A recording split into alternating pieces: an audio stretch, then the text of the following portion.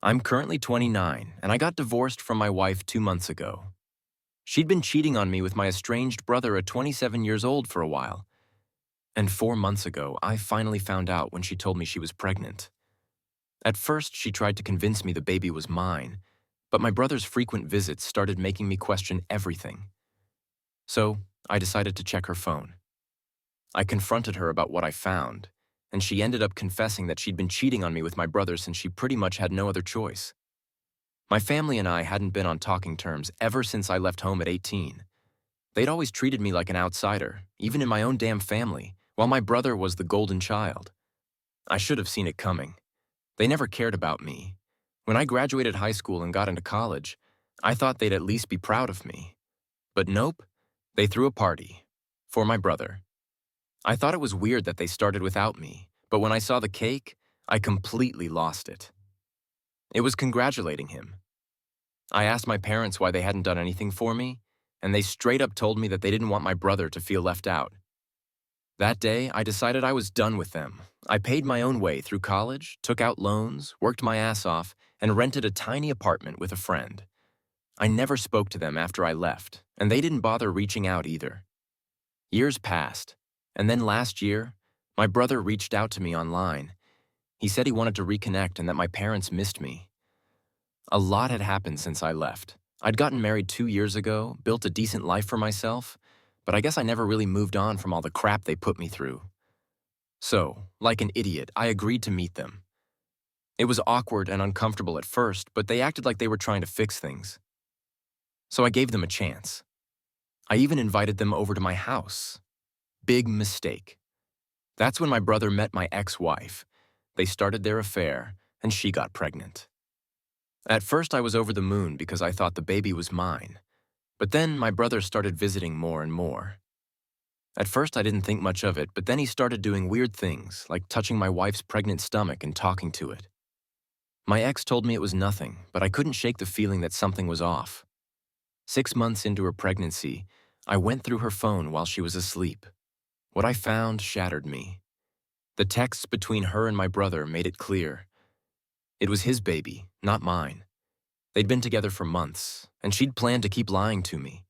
They were going to wait until the baby was born, then drop the bomb, divorce me, and live off the child support I'd be paying. The next morning, I confronted her.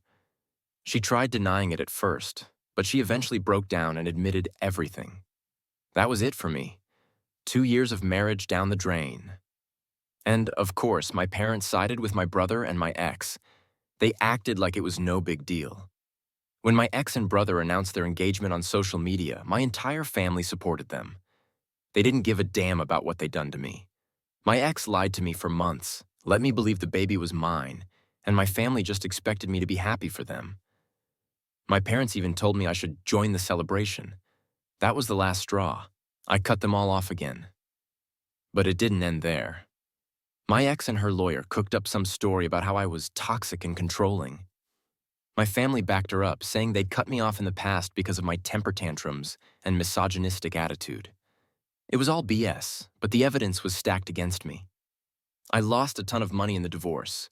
She got a huge settlement and my car. Thankfully, I got to keep the house. Once the divorce was finalized, I didn't even care about the money anymore. I just wanted to be done with all of them. Where I live, there's no waiting period for divorce, and luckily, my ex didn't contest it, so I wrapped it up as fast as I could. Now I'm just trying to move on with my life and leave those awful people in the past where they belong. It wasn't easy to forget everything that happened, but I buried myself in work, pushing harder than ever to move past that nasty chapter of my life. Thankfully, it paid off. 2 weeks ago, I got a promotion, a better position, a better salary, and even a better company car. The works, basically. I couldn't have been happier. To celebrate, I treated myself to a solo dinner at one of my favorite restaurants.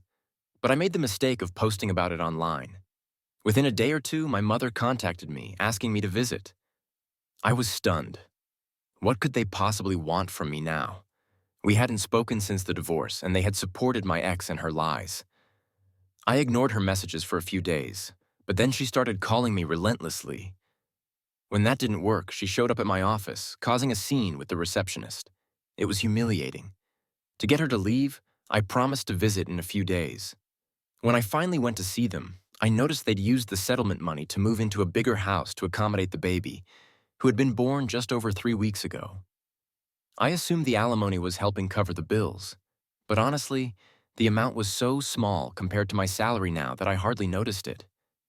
My brother wasn't home, and my ex was asleep, so it was just my parents who spoke to me. I skipped the small talk, waiting for them to get to the point. After a few minutes of awkward silence, my father finally blurted out that my brother had lost his job and they were struggling financially. The settlement and alimony weren't enough anymore. They'd seen my post about the promotion and hoped I could help them out. Apparently, with both my parents retired, my brother jobless, and my ex not planning to work anytime soon, they couldn't cover the bills for a family of 5, especially with a newborn. I was floored. The audacity of it all left me speechless for a good few minutes. After everything they'd done, they had the nerve to ask me for help. When I finally regained my composure, I stood up without a word and left. As I opened the door, I found my brother standing outside. My parents were pleading for me to stay and hear them out, but I ignored them and walked to my car. It was raining heavily, and by the time I reached my car parked outside their lawn, I was drenched and fuming. That's when they approached me one last time, with my brother now leading the plea. He's always been smug and entitled, a result of our parents' favoritism, so it was jarring to see him asking for help. It must have taken a lot for him to do that, which made me believe they were truly desperate. Still, I lost my temper. I told them to leave me alone and that if they were so desperate, they should beg on the streets. I added that a stranger might pity them more than I ever would. With that, I got in my car and drove away, leaving them standing in the rain. I'm not going to lie. It felt satisfying to finally stand up for myself. They had done nothing but mistreat me my entire life. It's been 2 days since that confrontation, and they haven't reached out again. I genuinely hope it stays that way. And that's the end of this story. What do you guys think of this story? Do you have any things to say to the writer? Let me know in the comment section.